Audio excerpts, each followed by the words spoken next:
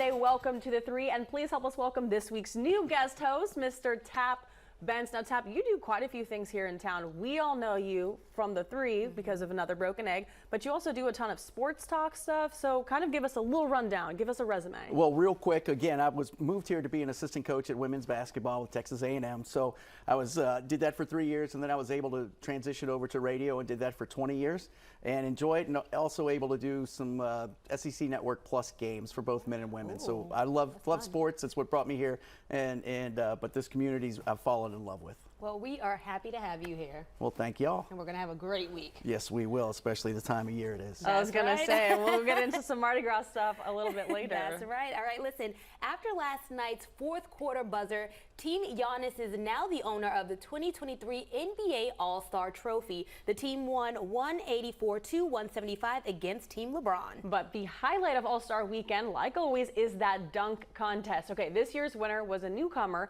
46ers guard Matthew McClung won it with this specialty dunk after dunking over not one, but 2 people into the net with a reverse slam.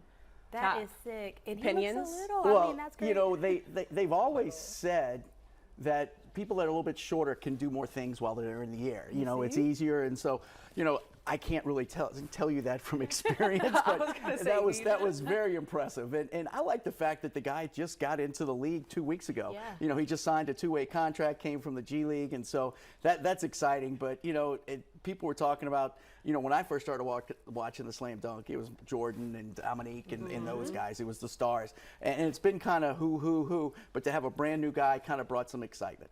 I love it. I think that was pretty cool. You're pretty small. You might be able to do something like that. Boom, you know I'll do Reverse slam. I don't want to be the poster guy. Would you give me a trampoline? We'll make it over. All right. That would work. All right, after about 16 years since the original release, a sequel for the sci-fi blockbuster I Am Legend is finally in the works. The new film has, of course, cast Will Smith and Creed star Michael B. Jordan for the pair's first on-screen film together. So far, there's no word on the plot, but Warner Brothers says this is the next chapter of the franchise will be on a higher level. The original I Am Legend film grossed over $585 million worldwide, and many are trying to figure out how this new installment will work after the first movie ended with the death of Smith's character, Robert.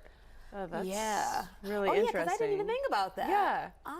That's 16 years later. I wonder how they're going to make that happen. I did a little quick research, and they said it's actually going to go back to the novel. This is the ending that the original novel that this movie was based on ends with him living.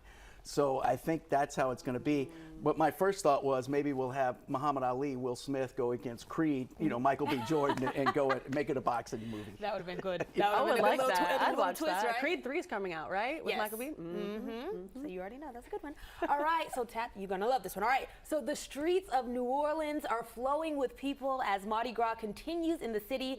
The origins of Mardi Gras dates all the way back to the 17th and 18th centuries. Some standing traditions include music, drinks, parades, and, you know, just an overall party. So, Tap, favorite part of Mardi Gras? It's a big question. You know, to me, it's the family part. And people don't think of the family style and families having fun in Mardi Gras. But, you know, I know you may have just had some fun down there. But, Sure did. you know, there's also, what you see mostly is Bourbon Street. But if you go down St. Charles Avenue, you see a whole different type of Mardi Gras. And that's the Mardi Gras that I grew up with. No, I agree with you. So over the weekend I was there, and I really loved being on Canal Street because, like you said, you've seen all the families together. It was so nice. The kids, it was the adults, it was the men. The men were actually more into it than the women, like catching the beads. It was so funny, but I loved every moment of it. It was great. It was That's good. amazing. I look forward to learning more from both of you. This is going to be an awesome Absolutely. week. And you have to go next year for sure.